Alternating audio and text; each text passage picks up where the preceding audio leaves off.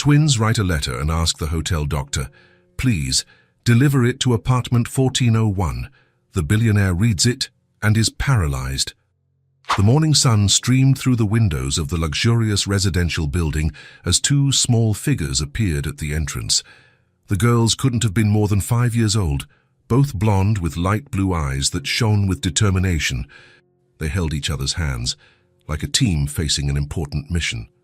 Emily, the taller one by a few inches, carried a crumpled white envelope. Sophie, more timid, hid slightly behind her sister, but her curious eyes took in everything around them. "Excuse me, sir," Emily said to the doorman, who looked at them with surprise from behind the marble counter. The man, accustomed only to elegant residents and well-dressed visitors, leaned down to hear them better. "Yes, little one. We want to deliver this." Emily held out the envelope. "Please, deliver it to Penthouse 1401. The doorman took the letter, noticing the childish handwriting on the address. The letters were crooked, some uppercase mixed with lowercase, as if two children had written it together. "Do you live here?" he asked, curious. The girls glanced at each other. "No," Sophie replied, finally speaking. "But our mommy said it's important. It's for our daddy," Emily added, as if it were the most natural thing in the world. The doorman hesitated. It wasn't common for children to show up alone asking to deliver letters, but there was something so sincere in those blue eyes that made him agree. "All right, I'll deliver it." "Thank you," they both said at the same time and ran off hand in hand. The doorman watched until they disappeared around the corner, then looked at the envelope again. "Foyers to Penthouse 1401, the top floor, where Edward Haynes lived, 40 floors up." Edward was finishing his third business call before 9 in the morning. At 32, he had built a real estate empire that dominated the city of New York. His desk was covered in contracts, charts, and financial reports, his life summed up in numbers and profits. The phone rang again. "Edward Haynes," he answered without looking up from his papers. "Mr. Haynes, it's the front desk. I have a piece of mail for you." "Send it up," he said, already hanging up. Morning mail usually meant important documents or invitations to business events. Edward didn't even stop working when he heard the knock on the door. "Come in," he called out. But it was the doorman himself who appeared, holding the white envelope. "Sorry to bother you personally, Mr. Haynes, but 2 little girls brought this.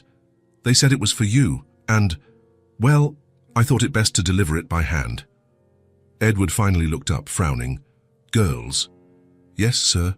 Blonde, very young. They said it was for their father." Edward took the envelope, he already annoyed. It was probably some scheme to try and get money out of him. It wouldn't be the first time someone had used children in a pathetic attempt at manipulation. "Thank you," he said curtly, waiting for the doorman to leave. When he was alone, Edward examined the envelope. His name was written in a child's script, some letters upside down. It would have been almost funny if it weren't so obviously a poorly planned scam. He tore open the envelope without ceremony, expecting to find a request for money or some made-up story about medical needs. Instead, he found a sheet of plain paper with the same childish handwriting. "Hi. Our mommy said you are our daddy. We want to meet you, Emily and Sophie." Edward stood still, reading the message 3 times. Then he started to laugh, a cold sound that echoed through the empty office. "What a joke," he muttered. Him, a father? Impossible. The doctors had been very clear years ago. He was sterile, a condition discovered during routine exams when he was 25. The news had come as a relief at the time. No children meant he could dedicate himself completely to his business, without distractions or extra responsibilities. And now, 2 children showed up out of nowhere with a letter saying he was their father. Obviously, their mother had found his address and concocted this ridiculous plan. Edward crumpled the paper, ready to throw it in the trash. But something made him stop. Emily and Sophie. The names echoed strangely in his mind. There was something about the simplicity of the letter, the genuinely childish handwriting, that didn't seem like an elaborate scam. 5-year-old children couldn't act that well. He smoothed the paper out again, rereading the words. "Our mommy said you are our daddy." Who was this mother? Edward tried to remember any woman who might have a reason to invent such a story. In recent years, his relationships had been superficial and brief, women more interested in his money than in him. But 5 years ago, Edward leaned back in his chair, forcing his memory. 5 years ago, he was still building his empire, working 16-hour days. He had been in a few more serious relationships back then, but nothing that could result in... He stopped. There was one person. Someone he had pushed away because of work. Someone who... No, he said aloud, shaking his head. He was sterile. Doctors didn't make mistakes about that sort of thing. And even if they did, any woman would have come after him much sooner, especially after he became wealthy. Edward looked out the window, watching the city move 40 floors below. People like tiny ants, all with their small problems. He had built his life away from such complications, away from attachments that could disrupt his plans. But the letter was still there, in his hand. "We want to meet you." Why did those simple words affect him? Edward prided himself on being immune to emotional manipulation. He had built walls around his heart that even he hadn't been able to tear down for years. Still, he pictured 2 little blonde girls handing the letter to the doorman, saying it was for their father, the determination the doorman had described, as if it were the most natural thing in the world. Edward folded the letter carefully and put it in his desk drawer. Not because he believed it, of course, just so he wouldn't lose the evidence when he decided to take legal action against this ridiculous extortion attempt. But as he returned to his work, trying to focus on numbers and reports, an image persisted in his mind. 2 little girls, hand in hand, walking up to the most elegant building in the city to deliver a letter to the father they had never met. And for the first time in years, Edward Haynes found he couldn't get something out of his head. 3 days had passed since the letter was delivered, and Edward had almost managed to forget about it. Almost. The word almost irritated him deeply, because Edward Haynes was not a man to let loose ends disturb his meticulous routine. During those 3 days, he had tried to maintain his normal schedule. Meetings at 7 in the morning, contract reviews until noon, international calls until 6 in the evening. The routine he had built to keep his mind occupied and away from unnecessary distractions. But the letter was still there, tucked away in his desk drawer, like an annoying reminder of an unresolved issue. As much as he tried to focus on the numbers and charts, his mind kept drifting back to that childish handwriting and the simple words that had unsettled him more than he wanted to admit. On Thursday morning, while reviewing the blueprint for a new shopping mall that promised to generate millions in profit, his intercom buzzed. Edward answered without taking his eyes off the projected figures on his computer screen. "Mr. Haynes." The doorman's voice sounded hesitant, almost nervous. "What is it?" he replied with the typical impatience of someone who dislikes being interrupted during work. "The girls are here again, sir." Edward stopped typing. His hands hovered over the keyboard as if time had frozen. "What girls?" "The same ones from Monday, Mr. Haynes. The ones who brought the letter. They said they're going to wait for you to come down." Edward shot up from his chair abruptly, knocking some papers over in the process. The documents scattered across the floor, but he didn't even notice. "What do you mean, wait for me to come down? How old are they again?" "They look about 5, sir, very small, but they're very determined." "I've never seen such resolute children." "Determined?" Edward almost laughed at the absurdity. "They're 5-year-old kids. What do they know about determination?" "Yes, sir, but they're sitting quietly on the lobby sofa, and they said they won't leave until they talk to you." "They've been here for over an hour." Edward felt his blood pressure rise. The day was starting to completely unravel. "An hour? And you haven't done anything? You haven't called anyone?"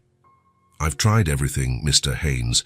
I offered them water, cookies, asked if they wanted me to call someone, but they just say they came alone and that they need to talk to their father. They insist that you are their father. This is completely ridiculous." Edward slammed his hand on the desk, making the monitor wobble dangerously. "Call the police, or social services, or whoever is responsible for these children." "I tried to suggest that, sir, but they say they know very well where they are and that their mother knows exactly where they've gone. They seem very sure of themselves." Edward took a deep breath, trying to control the anger rising in his chest like volcanic lava. This was enough. This farce had gone on long enough. "I'm coming down now," he said, slamming the phone down hard. He walked to the elevator with heavy steps, pressing the button with more force than necessary. During the descent, his irritation grew with each passing floor. He tried to organize his thoughts. To prepare his speech, he would be direct and firm. Whoever was behind this charade had crossed a red line. Using children to try to extort money from him was too low, even by the standards of the con artists who had tried to deceive him over the years. The elevator doors opened on the ground floor with a soft ding, and Edward marched towards the lobby with firm steps, already preparing the intimidating speech he would use to resolve this situation. But when he finally saw the two little girls sitting on the Italian leather sofa, something inside him hesitated. An almost imperceptible tremor ran through his chest. They were real, very real, and even smaller than he had imagined.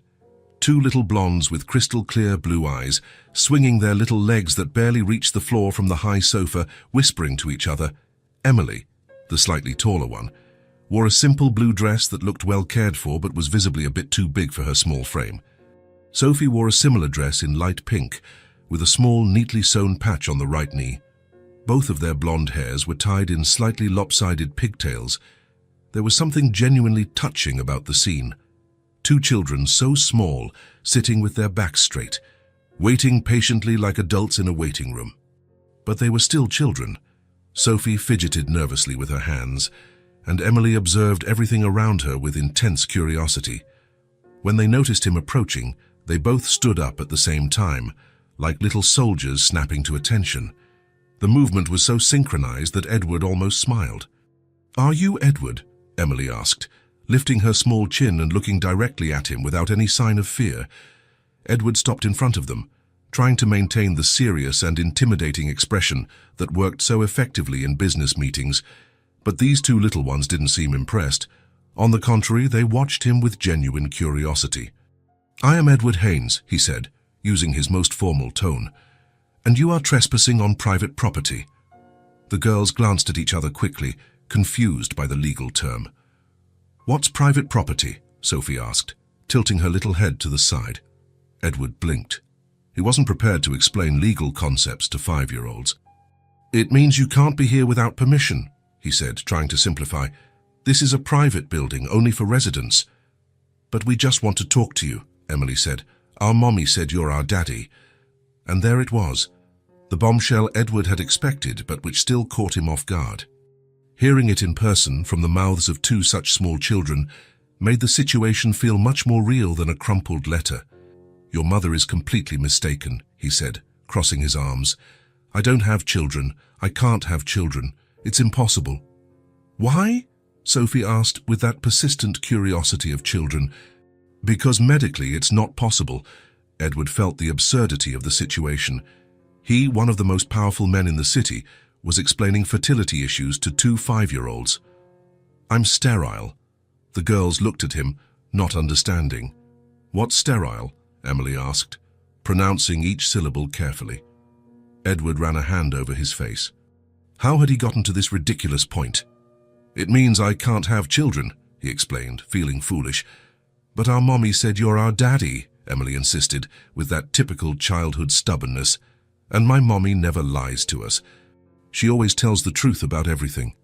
"Your mother is mistaken this time," Edward said, raising his voice more than he intended. Sophie took a small step back, startled by his tone, but Emily stood her ground.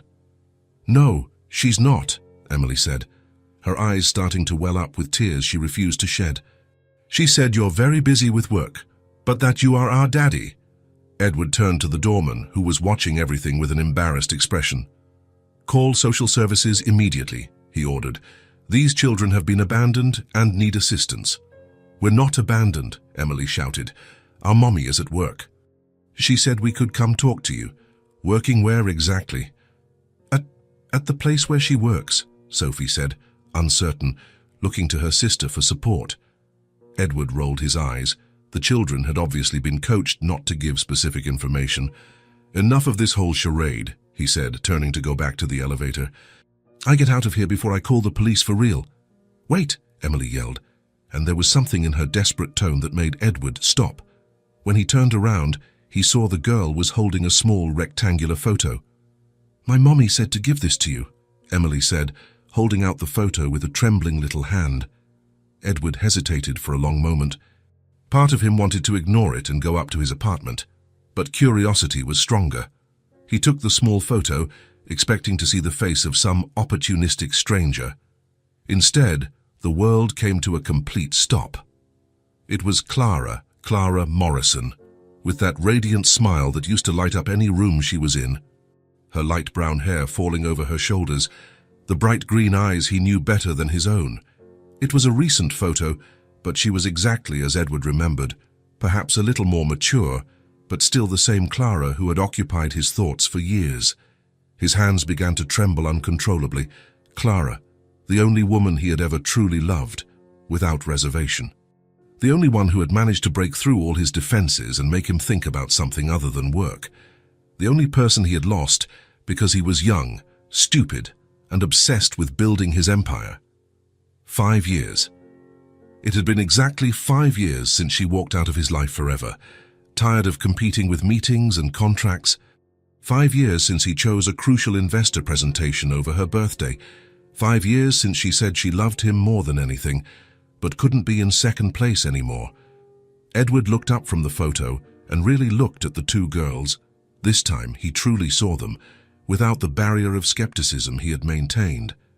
Emily's eyes, light blue like his, but with tiny flecks of gold around the pupil, exactly like his were as a child. The shape of Sophie's face, the slightly square chin, the line of her jaw, features he saw in the mirror every day. The way Emily lifted her chin when she was determined, the exact same gesture he made in difficult meetings. Sophie's stubborn persistence as she continued to look at him without blinking, just like himself as a child. "No," Edward muttered, shaking his head. "No, no, no." But the evidence was right there, not just in Clara's photo, but in the faces of the two little girls who watched him with intense expectation. "Saw mommy said you work a lot," Sophie said, breaking the silence. "But she said you're nice when you can stop thinking about work for 5 minutes." Edward swallowed hard. Clara had said those exact words years ago, during one of their last arguments, that he was a different person, kind, funny, caring, when he switched off his business brain. Did she say anything else about me?" he asked, hating how weak his voice sounded. "She said you like chocolate ice cream with brownie chunks," Emily replied, "and that you sometimes sing in the shower when you're happy." Edward felt the floor sway. Clara was the only person who knew about those intimate quirks, the only one who had shared lazy Sunday mornings with him before his obsession with work destroyed everything. "She also said you would deny being our daddy," Sophie continued with brutal honesty, "but that deep down you would really want to get to know us." Edward looked at the photo again. Clara was smiling, but there was something melancholic in her green eyes, as if she knew this conversation would be difficult for everyone. 5 years ago, the girls were 5 years old now, and he had broken up with Clara exactly 5.5 years ago. "No," he said aloud, backing away from the children. "This doesn't prove anything at all." But his voice sounded desperate, even to himself. "The doctors said I was sterile," he continued, more to convince himself. "Specialists don't make mistakes about this. It's science, not opinion." "Maybe they were wrong this time," Emily said with devastating simplicity. Edward looked at her, then at Sophie, then at Clara's photo. Clara seemed to be smiling directly at him through time. "This proves nothing," he repeated, handing the photo back to Emily with unnecessary force. But even as he denied it, he couldn't stop looking for resemblances in the girls' faces. And the more he looked, the more he found. "You need to go home now," he said, trying to regain control. "Immediately." "But you haven't said if you want to meet us yet," Sophie protested, with relentless childlike logic. Edward closed his eyes for a moment. When he opened them, the two were still there, looking at him expectantly. "My mommy said you always run away when you're scared," Emily said suddenly. Edward froze, staring at the girl. "I don't run away from anything in my life." "Then why are you leaving without talking to us properly?" Emily asked, crossing her little arms. The question hung in the air like a direct challenge. Edward opened his mouth to respond, but no words came. Why was he running away? Because two unknown children had appeared claiming to be his daughters, and that was impossible. Because he had built his life on the certainty that he couldn't have children. Because Clara had come back in the most unexpected way. Because he was terrified. Edward looked at Emily and Sophie, who were waiting for an answer. Their blue eyes reflected a determination he recognized, even as he denied it. "Where do you live?" he asked suddenly. The girls looked at each other. "Not too far from here," Emily said. "We walked." "Alone?" "Two 5-year-olds walking alone." "Our mommy said we were brave enough," Sophie answered with pride. Edward ran a hand through his hair. Two 5-year-olds walking alone through the streets of Queens to find a father they didn't even know existed. It was crazy. It was dangerous. It was exactly the kind of desperate thing Clara would do if she had no other options. "All right," Edward said, surprising himself. "All right, I'll go with you." "You will?" Emily asked, her eyes shining with hope. "I will," Edward confirmed, still not quite believing it. "And I need to see your mother." The walk took only 15 minutes, but for Edward it felt like an eternity. The two girls, Emily and Sophie, skipped beside him on the sidewalks, pointing at shops and cars, chatting to each other as if it were the most natural outing in the world.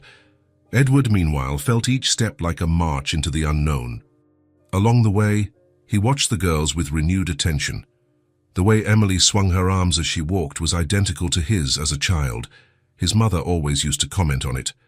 Sophie had a habit of furrowing her brow when she was concentrating, just as he did during important meetings. Small details that disturbed him more than he wanted to admit. They left the upscale area of Midtown, where his building was Gucci, and entered a simpler neighborhood in Queens. The houses were smaller, older, but well kept.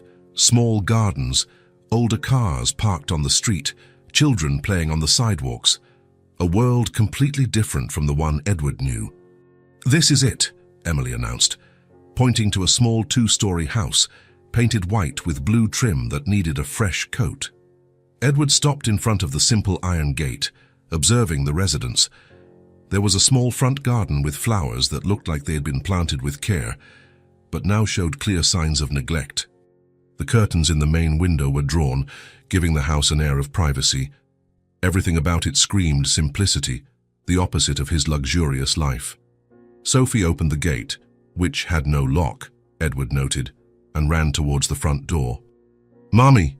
Mommy! Edward came with us. He's here!" Edward hesitated at the gate. There was still time to turn back, to escape this situation that promised to turn his life upside down. But Emily looked at him expectantly. "Aren't you coming in? Mommy's waiting." Before he could answer, the front door opened, and there she was. Clara Morrison appeared on the doorstep wearing a simple cotton dress, a moss green that highlighted her eyes. Her brown hair was pulled back in a practical ponytail, and she looked thinner than Edward remembered, almost fragile. But she was still unmistakably the same woman who had occupied his thoughts for years. When their eyes met, time stood completely still. "Edward," she said, her voice carrying a complex mixture of surprise, resignation, and something he couldn't quite identify. "Clara," he replied, his throat feeling dry. The girls ran to their mother, each holding one of her hands. "He came, Mommy, he came to meet us," Sophie said excitedly. Clara looked down at her daughters, then back at Edward with intensity. There was a firmness in her face that he didn't remember seeing before. "Come in," she said, stepping back from the door. "We need to talk properly." Edward walked through the small garden and entered the house. The interior was simple but cozy. A small living room with a floral fabric sofa, a light wood coffee table with a few scratches from use, photos of the girls scattered on the wall in cheap but carefully arranged frames. It was all very different from the minimalist luxury of his apartment. "You can go play in your room," Clara said to the girls. "Mommy needs to talk to Edward about grown-up things." "But we want to stay and listen," Emily protested. "Not now, sweetie. You can come back later, if he wants. But first, he and I need to talk alone." There was a natural authority in Clara's voice that made the girls obey immediately. They ran up the stairs, leaving the two adults alone in the tension-filled room. A heavy silence settled between them.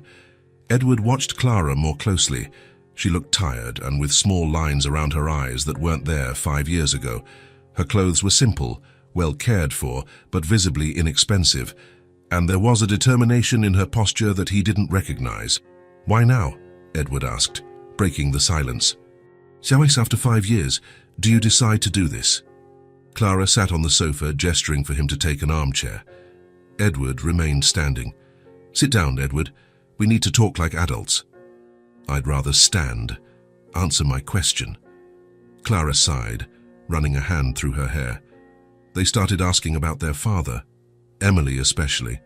She saw other kids at school being picked up by their dads and wanted to know why she and Sophie didn't have one. "And you decided to make up a story that I was their father." Clara's green eyes narrowed. "Make up? Edward, they're your daughters. I didn't make anything up. I told them the truth I should have told a long time ago." "That's completely impossible," Edward began, pacing the room like a caged animal. "You know very well I can't have children. The doctors were adamant about it." "They were wrong, Edward. Medical specialists don't make mistakes about this kind of thing." Clara stood up too and facing him. "Yes, they do. And the proof is upstairs, playing in their room." Edward stopped in front of her, his eyes flashing with anger. "You're lying. I don't know what game this is, but I'm not falling for this setup." "Setup?" Clara's voice rose a notch. "You think I would spend 5 years raising 2 children alone just to set up a scam? I don't know what your motives are, but I know this story is impossible." Clara stared at him for a long moment, then shook her head with sadness and exasperation. "You haven't changed at all, have you? Still the same arrogant man who only believes what he wants to believe, ignoring reality. I believe in scientific facts, and the fact is, I'm sterile. The fact is, you have 2 5-year-old daughters upstairs. Prove it." "How?" Clara opened her arms in frustration. "What do you want me to do? They look like you, Edward." "Anyone can see the resemblance immediately." Edward let out a bitter laugh. "Resemblances can be a coincidence, or you could have chosen their father because he looked like me." Clara turned pale. "How dare you say something like that?" "Because I know you, Clara. I always knew how your mind works when you want something." Clara's hand flew towards Edward's face, but he caught her wrist before she could slap him. "Don't you dare accuse me of that," she said, trembling with rage. "Don't you dare suggest I would use my daughters that way." Edward released her wrist but didn't back away. "Then explain to me why you waited 5 years. Why didn't you come to me when you found out you were pregnant?" Clara moved away, going to the window. "Because I knew you. I knew exactly how you would react. I knew you would doubt me, accuse me, do exactly what you're doing now. And that didn't give me the right to know and choose." "What choice?" Clara turned to him. "The choice to tell me it was impossible. The choice to accuse me of trying to trap you. You had already made it clear that work was more important than anything in your life. That didn't give you the right to hide this from me." "Hide what?" "Daughters you insist aren't yours." Edward ran his hands through his hair, exasperated. "Clara, be reasonable. You know my medical limitations. Your medical limitations are running around upstairs. The doctors said I was sterile." "The doctors were wrong," Clara shouted, losing her patience. "For God's sake, Edward, doctors are human. They can be wrong. Not about something so basic. They can be wrong about this too."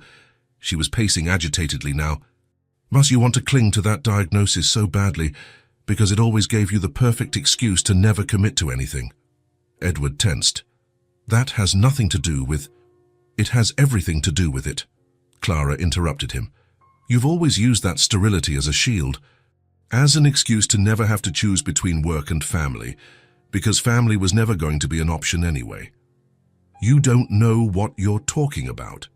I know perfectly well. I knew you, Edward. I knew how you worked.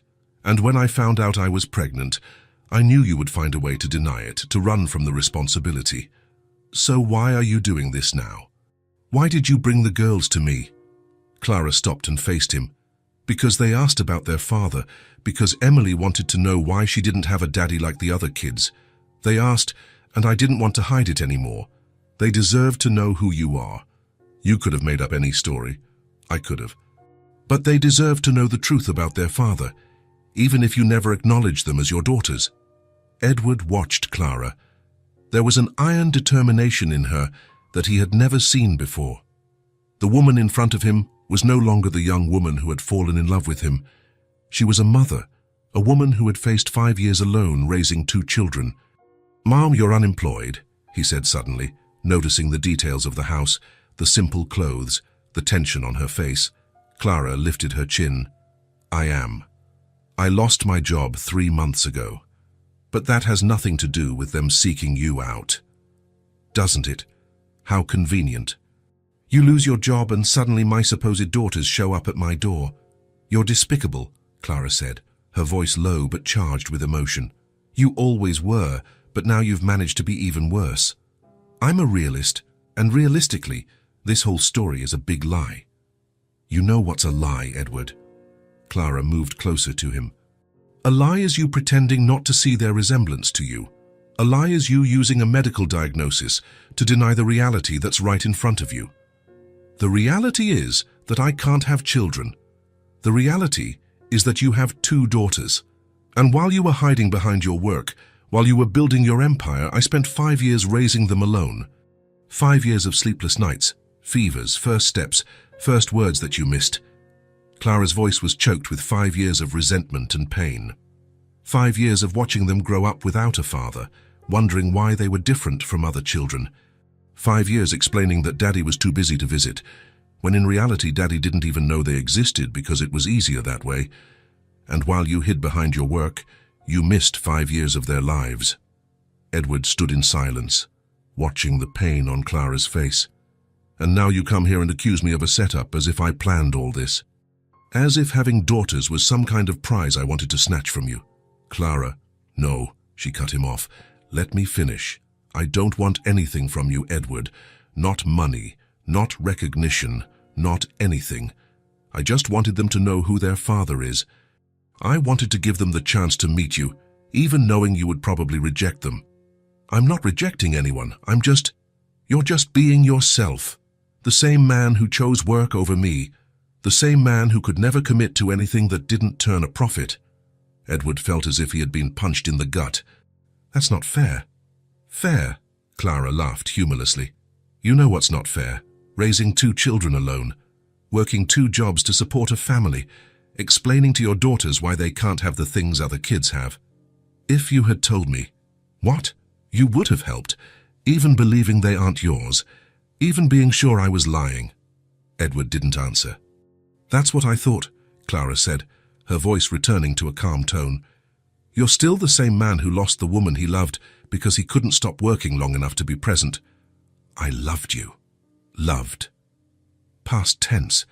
And even then, it wasn't enough for you to change." Edward looked at her, at the simple living room, at the pictures of the girls on the wall. "I don't believe they are my daughters," he said finally. Clara nodded as if she had expected this answer. "I know. Your suspicion was always stronger than any emotion. That's why you lost 5 years of their lives, Edward. And that's why you'll continue to lose." They were silent for a moment. From upstairs, they could hear the girls' laughter as they played.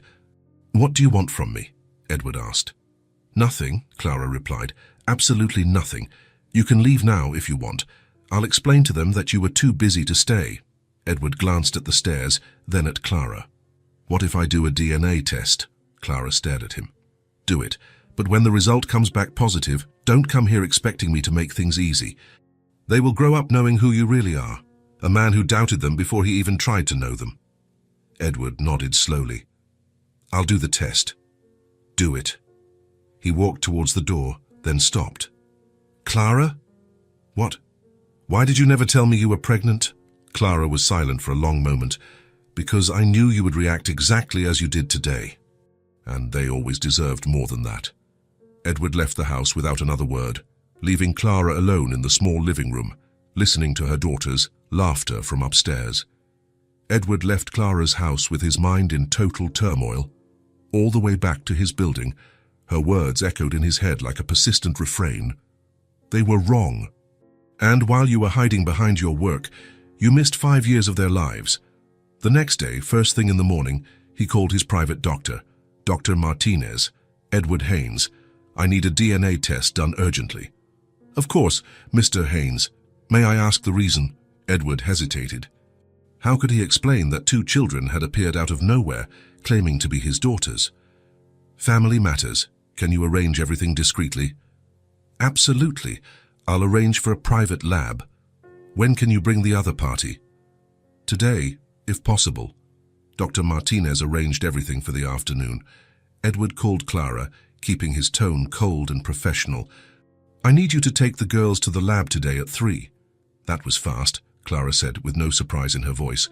"Already have it all arranged." "I want to get this over with." "Of course you do. Address?" Edward gave her the information and hung up. There was nothing more to say until the results came in. The lab was discreet and elegant, located in a private clinic in the city center. Edward arrived first, nervous in a way he hadn't felt in years. When Clara entered with Emily and Sophie, he watched the 3 of them with renewed attention. The girls seemed curious but not scared. Clara had explained that they were just having a simple test, nothing more. "It's just a little bit of saliva," the technician explained, showing them the small tubes. "It doesn't hurt at all." Emily went first, cooperative and curious about the whole process. Sophie was a little more hesitant, but followed her sister's lead.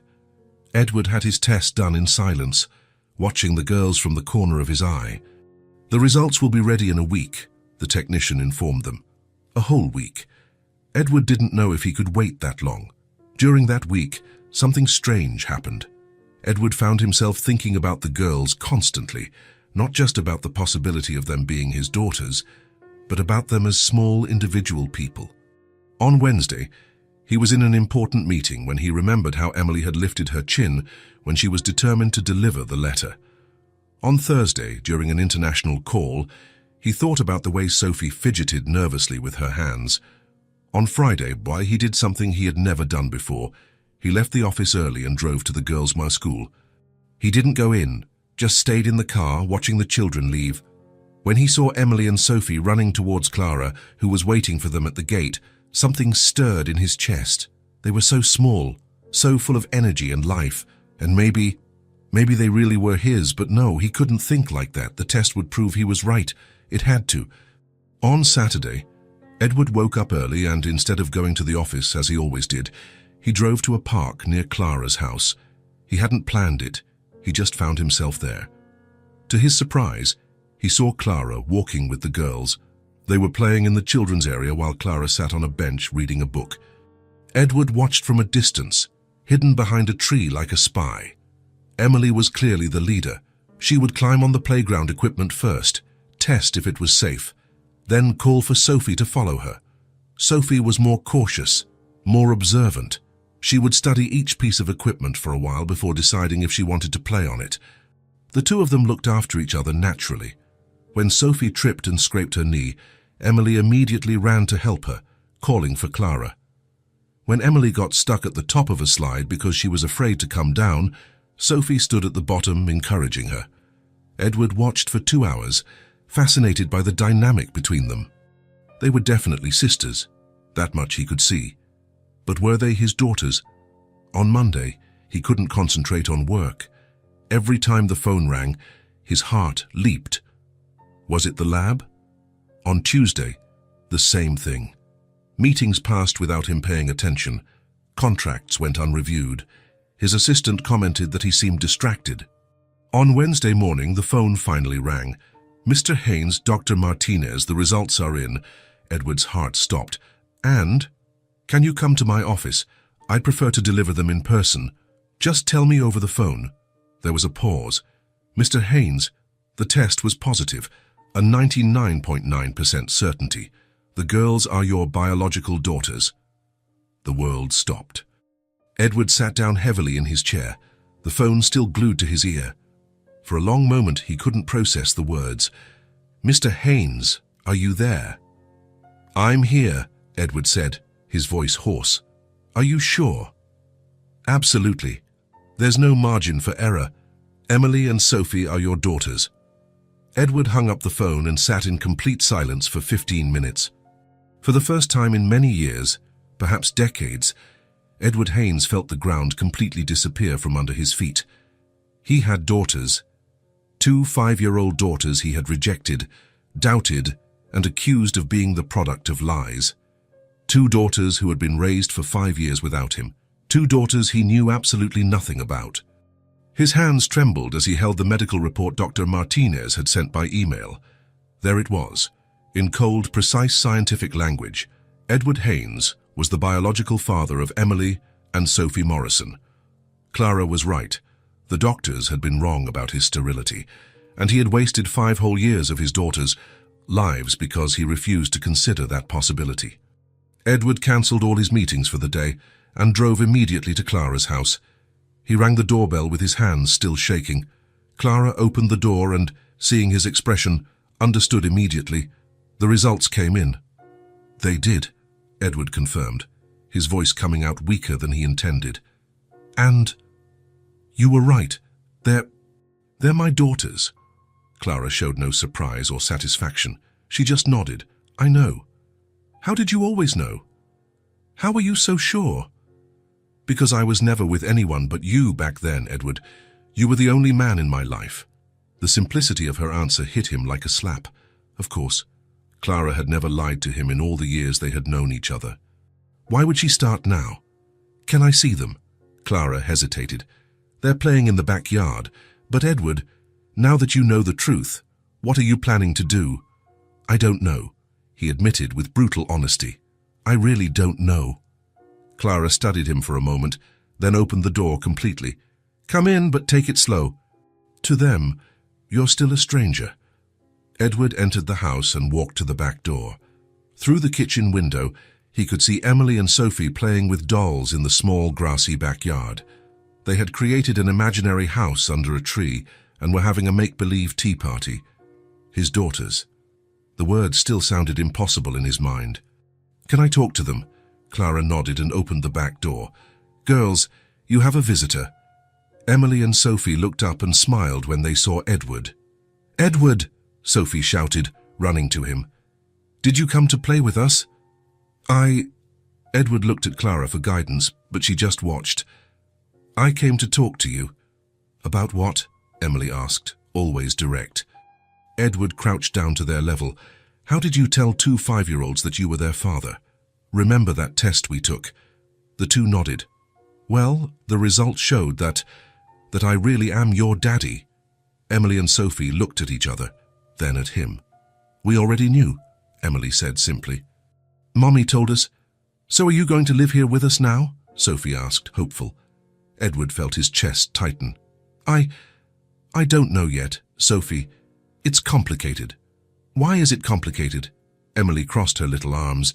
You're our dad. We're your daughters. It's not complicated.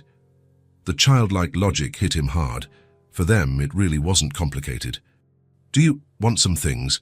Edward asked, feeling lost. Toys? Clothes? What kind of toys? Sophie asked, interested. Edward thought quickly. Anything you want. Expensive dolls, games, new bicycles. The girls' eyes lit up. Real bicycles? Emily asked.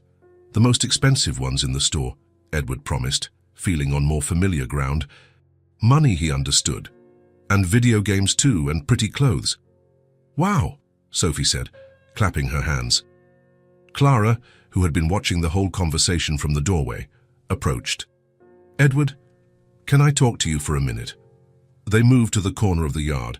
What are you doing? Clara asked, her voice low. I'm trying to, I don't know, make up for lost time. With money. It's what I know how to do, Clara. They don't need expensive gifts. They need a present father. I don't know how to be a present father, Edward said, frustration leaking into his voice. I never had to learn. I never thought I would need to learn. Clara studied him with an expression that mixed pity and exasperation. Then learn now. Start slow. Stay here. Play with them. Talk to them. Just be yourself, but the better version of yourself. Edward returned to where the girls were waiting. So, about those bicycles, he said.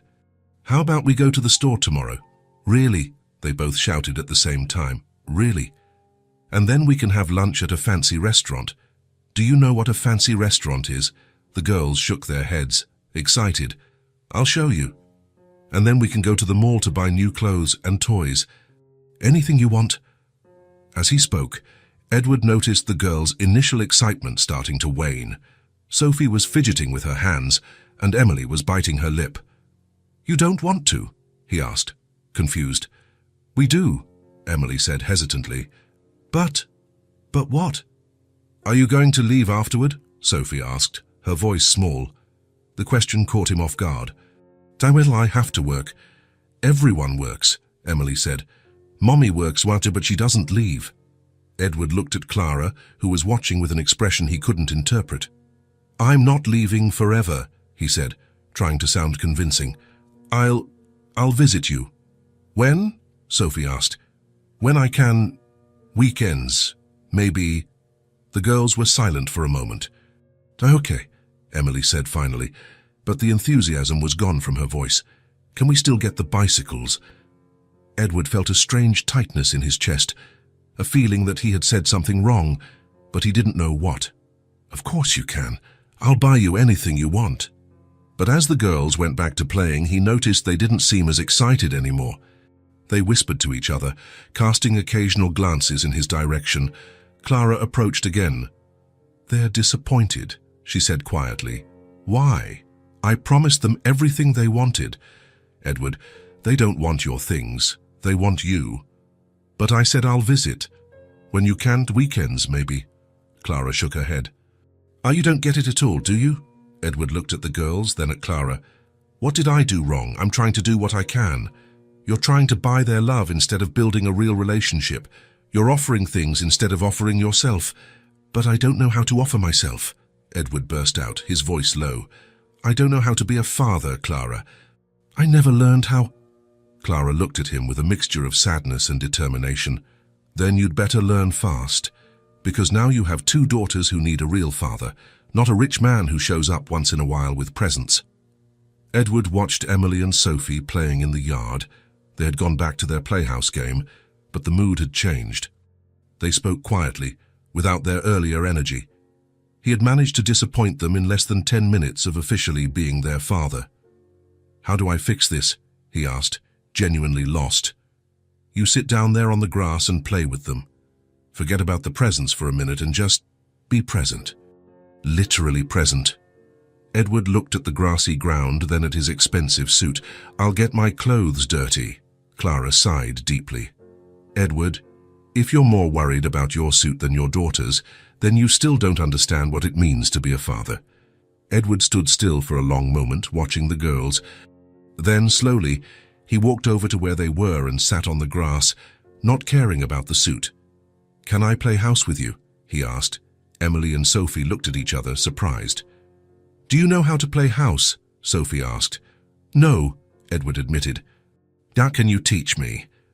For the first time since he'd known he was a father, Edward saw genuine smiles return to his daughters' faces. Maybe there was hope, after all. Edward left Clara's house on Saturday afternoon feeling more confused than ever. He had spent 2 hours playing house with Emily and Sophie, and although they had smiled and seemed to have fun, something was still not right. There was a subtle distance, a hesitation in the girls that he couldn't understand. On Sunday morning, he decided to return with the promised bicycles. He had woken up early and driven to the most expensive toy store in the city, choosing 2 pink bicycles with baskets and colorful ribbons. They cost more than many people earned in a month, but for Edward, it was just another transaction. When he arrived at Clara's house with the bicycles strapped to the roof of his imported car, the girls ran to the window, excited. But Clara came out of the house before he could even get the bikes off the car. Edward, we need to talk, she said, with a firmness in her voice he hadn't heard since they were dating. Sure, but first let me give the bikes to them. Just look at these beauties I bought. The bicycles can wait, come inside. There was something in Clara's tone that made Edward hesitate. She didn't seem angry, exactly, but there was a determination in her green eyes that made him uncomfortable. The girls are waiting. The girls are at the neighbors playing. They'll be there for an hour. Come in, Edward. Now? He followed her into the small house, noticing she had arranged the living room more formally. The sofa cushions were lined up. There were no toys scattered about, and there were 2 cups of coffee on the coffee table. "Sit down," Clara said, indicating the armchair where he had sat the week before. Edward sat Mo, but Clara remained standing, pacing slowly around the room. It was a tactic he recognized from business meetings. The person standing maintains psychological control of the situation. "Clara, if this is about money for the girls—" "Stop," she interrupted him, raising her hand. "Just stop talking and listen to me for 5 minutes. Can you do that?" Edward nodded, surprised by her direct tone. Clara stopped in front of the window, looking out for a moment before turning to him. "You bought $1,000 bicycles for 2 5-year-olds. I wanted to give them the best." "No, you wanted to buy their love. And before you say that's not it, just listen to me until the end." Edward closed his mouth, recognizing that she was serious in a way he had rarely seen. "Yesterday, after you left, Emily asked me if the new daddy was going to leave forever like the old daddy. I told her you weren't an old daddy, that you were always their father. Do you know what she said?" Edward shook his head. "She said, but he doesn't seem to want to stay with us. He just wants to give us things and then go to work." The words hit Edward like a punch to the stomach. "She's 5 years old, Edward. 5 years old, and she already understands that you're trying to buy your way back into their lives instead of building a real relationship." Clara came closer and sat on the edge of the coffee table, forcing Edward to look directly at her. Sophie was even more direct. She asked if all rich daddies were like that, if they only showed up to give presents and then disappeared again. "I'm not going to disappear. Aren't you?" Clara tilted her head. "Then tell me, how many times a week do you plan to see them?" "Well, weekends, when possible." "When possible," Clara repeated, with bitterness. "Just like you used to do with me, remember? I'll see you this weekend, Clara, when possible. I have an important meeting on Monday, a contract to close on Tuesday." Edward felt his blood run cold. The words were almost identical to the ones he used to say to Clara years ago. "This is different." "Is it?" Clara stood up and started pacing the room again. "Is it different because now it's your daughters instead of your girlfriend? Or is it different because now you have more money to compensate for your absence?" "Clara, I'm trying." "You're trying to do the same thing you've always done." She turned to him, her eyes shining with frustration. "You're trying to solve an emotional problem with money and empty promises." Edward stood up too, feeling defensive. "The promises aren't empty. I'm going to be present in their lives." "When possible," Clara repeated sarcastically. "Edward, you've never lacked money. Never. You've always had enough to buy whatever you wanted, to solve any problem that could be solved with money." She stopped in front of him, looking directly into his eyes. "But you know what you've always lacked? Presence. Your real, genuine, consistent presence. And if you don't learn that now, you're going to lose them before you even really know them." The words echoed in the small room like an ultimatum. "I lost you because I didn't know how to balance work and a relationship," Clara continued. "Because I always thought I could make up for my absence with expensive dinners and gifts. And you're doing the exact same thing with them." Edward sat down heavily in the armchair, running his hands over his face. "I don't know how to do it differently, Clara." "Then learn." "How?" Clara sat on the sofa, her expression softening a little. "Do you really want to be in their lives? Do you want to be a real father?" "I do," Edward said, and he realized it was the first time he'd said it with complete conviction. "I really do." "Then you need to understand that being a father isn't about giving things. It's about being present. It's about knowing their favorite color, what food they don't like, how they sleep, what they're afraid of, what makes them laugh." "I don't know any of that," Edward admitted. "Because you never asked. You never sat on the floor with them and really talked. You offered toys instead of offering your attention." Clara leaned forward, resting her elbows on her knees. "Edward, they don't need a rich man who shows up once in a while with expensive gifts. They need a father who is present, who participates in their lives, who knows them as people." "What if I don't know how to do that?" "Then you learn by doing. You make mistakes, you try again, you make more mistakes, until you get it right. That's how being a parent works." Edward was silent for a long moment, processing her words. "Either you learn now," Clara said, her voice returning to its former firmness, "or you will lose them. And this time it will be forever, because they will grow up remembering that their father preferred to be a rich stranger than a real person in their lives." The words hit Edward with full force. He was faced with the same mistake he had made with Clara, thinking he could replace presents with money, quality time with expensive gifts. "And what do you want me to do?" he asked, finally.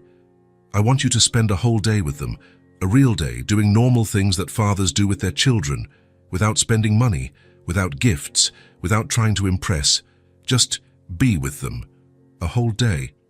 From 8 in the morning to 8 at night. 12 hours. And you can't talk about work, take business calls, or promise things you'll buy for them later." Edward swallowed hard. "What if I don't know what to do?" "Ask them. They'll teach you." Clara stood up and went to the window again. "Edward, you have one chance to be the father they deserve. But it's just one chance. If you mess this up, if they realize you're just going through the motions—" "I understand," Edward said, standing up as well. "When?" "Today. Now. Now. Now. I'm going to get the girls from the neighbor's house, and you are going to spend the rest of the day with them. Here, at the park, wherever they want to go. But you'll go together, doing things together." Edward felt a mix of nervousness and determination. "All right, let's do this." Clara studied him for a moment, as if assessing his sincerity. "Edward, if you do this just to please me, or to fulfill an obligation, they will know. Children can sense when you're not really present, even if you're physically there." "I'll be present," Edward said, and this time he really meant it. "I want to get to know my daughters." Half an hour later, Edward found himself in Clara's small backyard with Emily and Sophie, with no idea what to do. The bicycles were leaning against the wall. Clara had insisted they wait until later.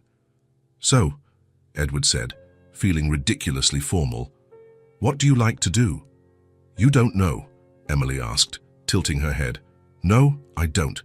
Why don't you tell me?" The girls looked at each other as if deciding whether they could trust him. "We like to go to the park," Sophie said finally. "Then let's go to the park." "Are you really going?" Emily asked, suspicious. "You're not going to say you have to work?" Edward crouched down to their level. "I'm not working today. Today is just for you." "Promise?" "I promise." And for the first time, Edward truly wanted to keep such a promise. The park was 2 blocks from the house. During the walk, Edward tried to ask simple questions. "What's your favorite color?" "Pink," Sophie said immediately. "Blue," Emily said, "but sometimes I like green too." "And what's your favorite food?" "Pasta," they both said at the same time, then laughed. "And the food you like least?" "Broccoli," Emily said, making a disgusted face. "I like broccoli," Sophie said, "but I don't like peas."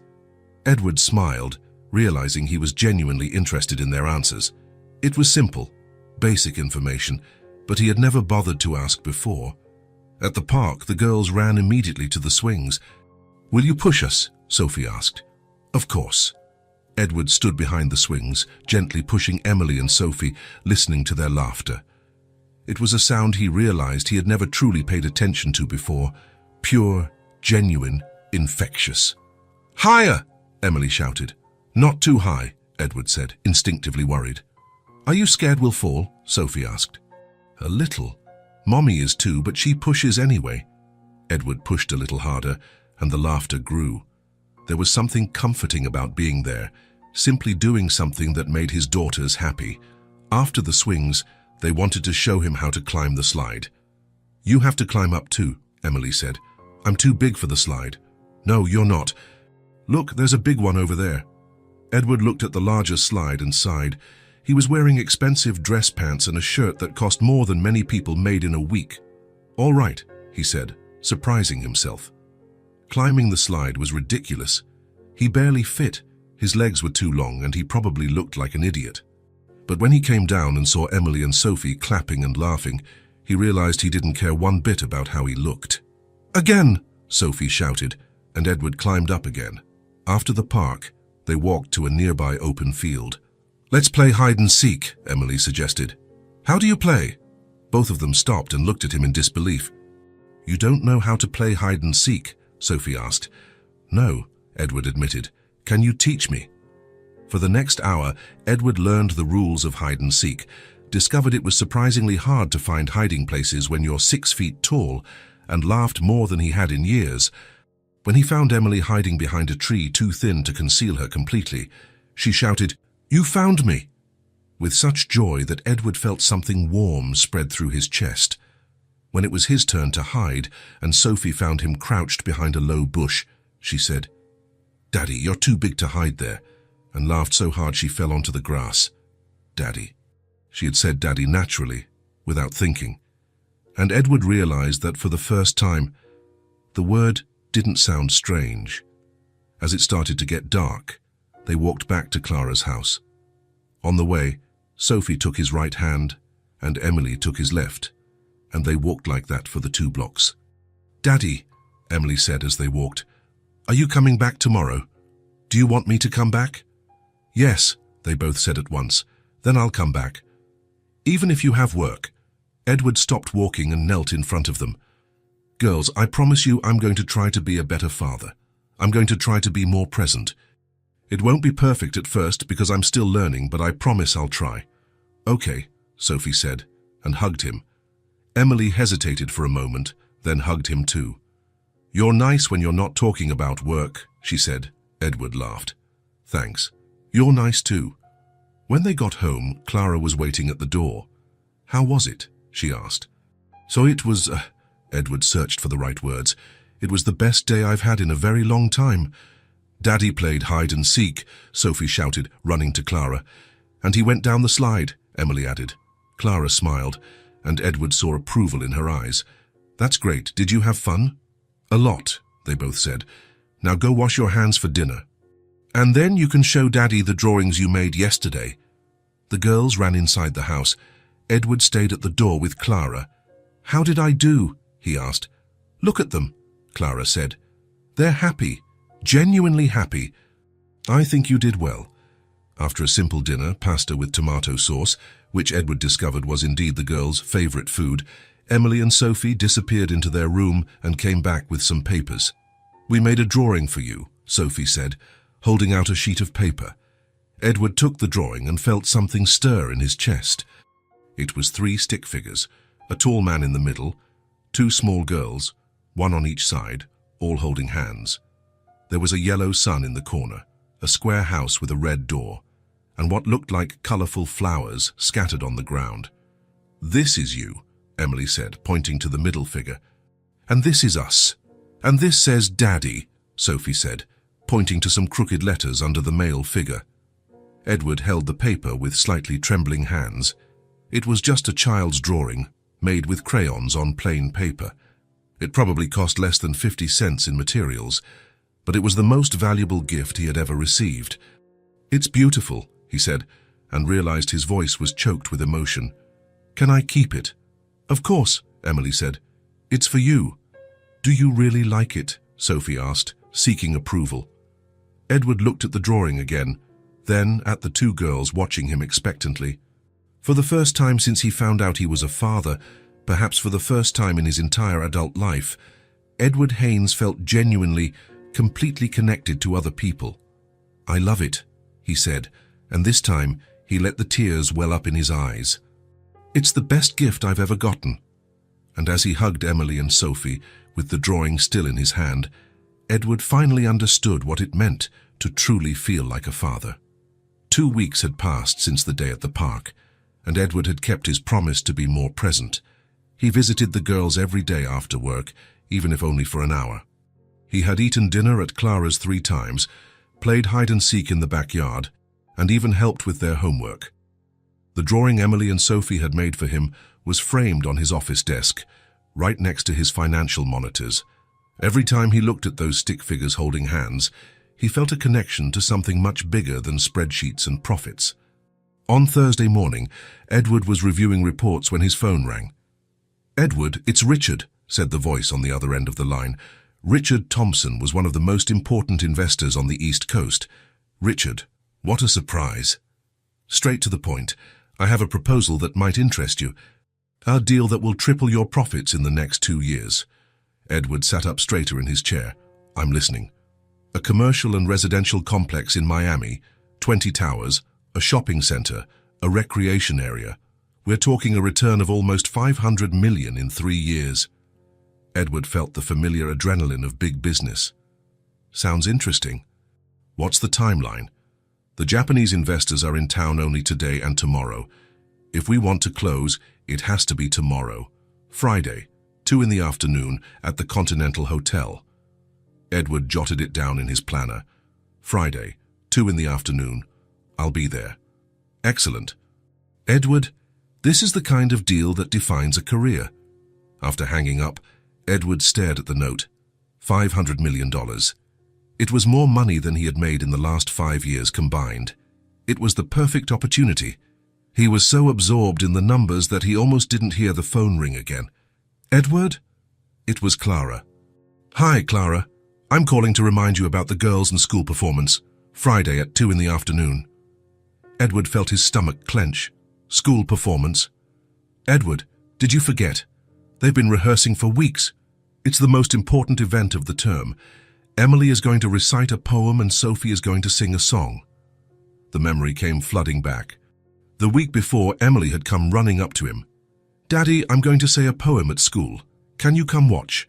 And Sophie had added, I'm going to sing too. It's very important for the parents to be there. Edward had promised he would be there. Clara, something important came up at work. More important than your daughters? Edward looked at his planner. 2 in the afternoon, the same time on the same day. Clara, it's a very important contract, $500 million. With that money, I can secure the girls' future forever. Edward, you're doing it again. Doing what? Putting work before family? Thinking money can replace presence? It's not that. It's just that this is a once-in-a-lifetime opportunity. And this is a once-in-a-lifetime performance too. They're 5 years old, Edward. This performance isn't going to happen again. You don't understand the magnitude of this deal. I understand that you're about to make the same choice that cost you our relationship 5 years ago. The line went silent. Edward, they've told all their friends that their daddy is going to be there. Emily drew a heart on the program with your name inside. Sophie practiced her song 15 times yesterday. Edward felt something tighten in his chest. Choose, Edward. This time, make the right choice. She hung up, leaving Edward alone with his decision. For the rest of the morning, Edward tried to focus on work, but he couldn't. $500 million versus a 1-hour school performance. Logically, there was no comparison. But every time he tried to convince himself, he heard Sophie's voice practicing, or saw Emily drawing a heart with his name on it. At lunchtime, he called Richard. Richard, about tomorrow. Is there any chance we can move the time? Impossible. The Japanese have a flight at 5. It's 2 o'clock or never, Edward. I see. Is there a problem? Edward looked at the framed drawing. The stick figure man in the middle, the 2 small girls, all holding hands. No problem. But when he hung up, Edward wasn't sure if he had told the truth. In the afternoon, he went to visit the girls as he always did. They were in the backyard practicing for the performance. Daddy, Sophie shouted. Want to hear my song? Sophie stood in the middle of the lawn and began to sing a song about friendship. Her small, clear voice filled the air. Did you like it? She asked when she finished. It was beautiful, Sophie. Now it's my turn, Emily said. She recited a poem about family, about having people who love you. Every word seemed chosen to strike Edward in the heart. You're going to be there tomorrow, right, Daddy? Sophie asked, holding his hand. Edward looked at her, then at Emily. I have a very important meeting at the same time. The smiles vanished from both their faces. But you promised, Emily said, her voice small. Sometimes, work. You always choose work, Emily interrupted, crossing her little arms. Just like Mommy said. Emily, it's not like that. Yes, it is, she shouted, her eyes shining with tears. You said you would be different, but you're not. She ran inside the house. Sophie looked at Edward with disappointment. Can't you miss work just once? She asked. Edward knelt down to her level. Sophie, it's a very important meeting. With this money, I can buy beautiful things for you. I don't want things, Sophie said, shaking her head. I want you to come watch me sing." And then she too ran inside, leaving Edward alone. Clara appeared at the door. "They told me what happened." "Clara, you have to understand. I understand perfectly. You haven't changed at all. It's not about the money, it's about their future. Their future is being decided right now. When they find out whether they can trust their father or not." She came closer. "Do you want to know what their future will be if you miss tomorrow? They'll grow up knowing they can't count on you. They'll grow up thinking they aren't important enough. But with this contract, you'll have more money, but you will have lost your daughters. Forever." That night, Edward stayed late at the office, looking back and forth between the contract papers and the girl's drawing. $500 million versus a school performance. The old Edward would have known exactly what to do. Business came first, always. Opportunities like this didn't come along every day. But the old Edward didn't have daughters who drew hearts with his name in them. The old Edward didn't know what it was like to see pure disappointment in the eyes of people who trusted him completely. Edward picked up the drawing and studied it for the 100th time. 3 stick figures, holding hands, smiling. It was so simple, so pure. There were no contracts and no numbers, no complications, just a father and his 2 daughters together. That was what they wanted. Not $500 million, not extravagant gifts. They wanted him to be there, watching them shine. Edward picked up the phone and dialed Richard's number. "Richard, sorry to call so late." "Edward, is everything all right?" "Richard, I need to cancel the meeting tomorrow." There was a long silence. "Cancel? Edward, we're talking about $500 million. "I know, but I have something more important to do." "More important? What could possibly be more important than this?" Edward looked at the drawing again. "My daughters have a performance at school. They're counting on me." "Your daughters? Edward, you can see your daughters any time. This opportunity won't come again." "I know," Edward said, feeling completely at peace with his decision. "But I'm not going to miss this moment." "Edward, you're making the biggest mistake of your career." "No, Richard. For the first time in my life, I'm making the right choice." Edward hung up the phone. $500 million. Gone. The biggest opportunity of his life. Lost forever. And he had never felt better about a decision. On Friday at 2 in the afternoon, Edward was sitting in the 3rd row of the small school auditorium. He had arrived an hour early, securing a seat with a good view of the stage. He was nervous in a way he never was in business meetings. The lights dimmed and the performance began. One after another, small children took the stage. Edward watched it all, but his heart was racing, waiting for his daughters to appear. Finally, the teacher announced, "And now Emily Morrison will recite a poem about family." Edward sat up straighter in his chair. Emily appeared on stage wearing a light blue dress. She looked out at the audience, searching. Edward saw the exact moment she found him. Her eyes widened, a huge smile spread across her face, and she gave him a discreet wave. Edward waved back, his heart nearly bursting with pride. Emily recited the poem perfectly, each word clear and expressive. When she finished, Edward applauded louder than anyone else in the audience. Then it was Sophie's turn. When they called her to sing, she practically bounced onto the stage, wearing a pink dress. She also searched the audience, and when she found Edward, her smile was so bright it lit up the entire auditorium. Sophie's song about friendship was sung with such pure joy that it brought tears to Edward's eyes. She was singing to him, every note directed to where he was sitting. When the performance was over, Edward waited outside the auditorium. Then he saw them. Emily and Sophie ran through the door, searching the crowd. When they finally saw him, they stopped for a fraction of a second, as if they couldn't believe it. Then they ran. "Daddy!" they both shouted at the same time. "Daddy, you came!" They threw themselves into his arms with such force they nearly knocked him over. Edward lifted them off the ground, one in each arm, holding them tight against his chest. "You really came," Emily said, her voice muffled against his shoulder. "Did you like my song?" Sophie asked, pulling back to look at him. Edward set them down but remained crouched at their level. "Say it was the most beautiful thing I've ever seen in my life," he said. and realized he was crying. "Daddy, are you crying?" Emily asked, concerned. "I am," Edward said, not trying to hide his tears. "I'm crying because I am so proud of you both." "Really?" Sophie asked. "Really? You are the most talented girls in the whole world." They hugged him again, and Edward didn't care one bit that dozens of other parents were watching. He didn't care that he was crying in public, that his image as a powerful businessman was being completely shattered. None of that mattered. The only thing that mattered were the two little girls in his arms who had trusted that he would be there for them. And he had been. Clara approached, smiling. "How was the meeting?" she asked, but Edward could see she already knew the answer. "What meeting?" Edward said, still holding the girls. "I had something much more important to do today." And for the first time in his life, Edward Haynes knew he had made the absolute right choice. 3 months had passed since the school performance, and Edward's life had changed in ways he never imagined possible. The man who once worked until 11 at night now left the office at 5:30 sharp, no matter how many meetings were scheduled or how many contracts needed review. His employees had found the change strange at first.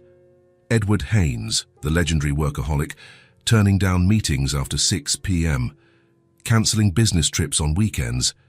But they soon got used to their boss's new routine, and many commented that he seemed more relaxed, more human. Edward had established a routine that worked for both him and the girls. Every morning, before work, he would stop by Clara's house to have breakfast with Emily and Sophie.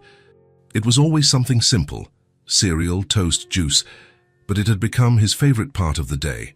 The girls would talk about their dreams, what they were looking forward to at school, and Edward would listen, soaking up every word like gold.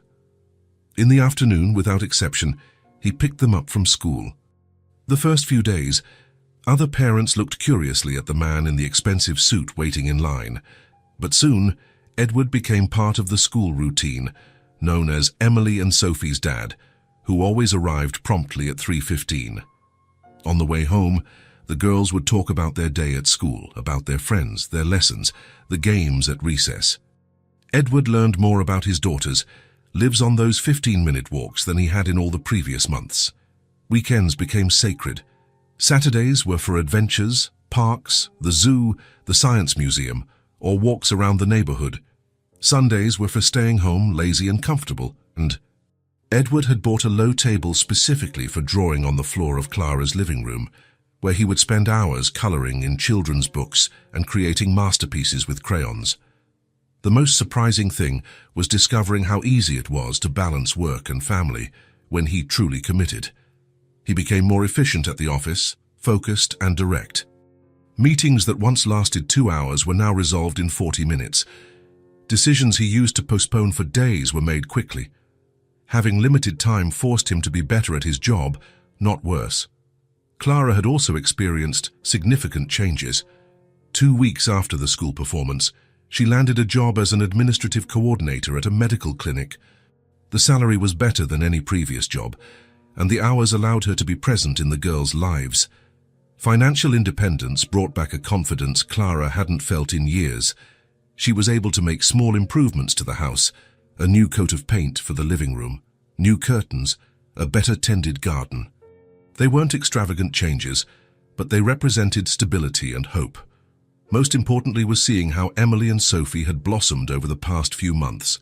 The girls, who once carried a subtle sadness for not having a present father, now radiated happiness. They ran to the door every afternoon when they heard Edward's car pull up. They spoke of him with pride to their friends at school. They drew our family with 4 people, always holding hands. Clara watched Edward's transformation with joy and relief. The man she had loved years ago had finally found a balance that seemed impossible when they were younger. He was still ambitious and successful, but now he knew there were things more important than money and contracts. One Sunday afternoon, all 4 of them were in Clara's living room, spread out on a colorful rug on the floor. Emily and Sophie had convinced Edward and Clara to participate in a drawing contest, where everyone had to draw their version of the family. "No looking at each other's drawings," ordered Emily, always the organizer. "Everyone makes their own." Edward found himself lying on his stomach on the rug, crayons beside him, trying to draw 4 recognizable figures. He had no artistic talent, but he had learned that with the girls the effort was more important than the result. "Done?" Sophie announced after 15 minutes. "Who wants to show first?" "Me," said Emily, holding up her paper. It was a typical child's drawing, 4 stick figures in front of a square house, with a smiling sun in the corner. But this time, Edward noticed, all the figures were the same size, and they were all holding hands. "Beautiful, Emily," Clara said. "And now it's Sophie's turn." Sophie's drawing was similar but included flowers in the garden, a dog, though they didn't have one, and hearts floating above the figures. "Heads." "My turn," said Clara, showing her drawing of the family sitting at the dinner table, all smiling. "Now, Daddy," Sophie said, throwing herself down next to Edward. Edward turned his paper over, revealing 4 figures that were clearly the work of a talentless adult trying to draw like a child. The proportions were all wrong, and he had spent so much time trying to make detailed faces that the figures looked haunted. Emily and Sophie burst into laughter. "Daddy, why does Mommy have 3 eyes?" Emily asked. "And why am I bigger than you?" Sophie added. Edward looked at his drawing and started laughing too. "I guess I don't have a talent for art." "That's okay," Emily said, hugging his arm. "We'll teach you." "Yeah," Sophie agreed. "You just need more practice." Clara watched the scene with a smile. Seeing Edward on the floor, laughing at himself, completely unconcerned with his image, was something she had never imagined possible. "How about we put all the drawings on the fridge?" she suggested. "Yes!" the girls shouted in unison. While Clara and the girls arranged the drawings in the kitchen, Edward remained alone in the living room, watching through the doorway. Sophie was on her tiptoes, trying to reach a magnet on the fridge, while Emily held the drawings. Clara helped them patiently, laughing at something Sophie had said, his family. The word still sounded strange and wonderful. Edward thought about the last few months, about how his life had completely changed.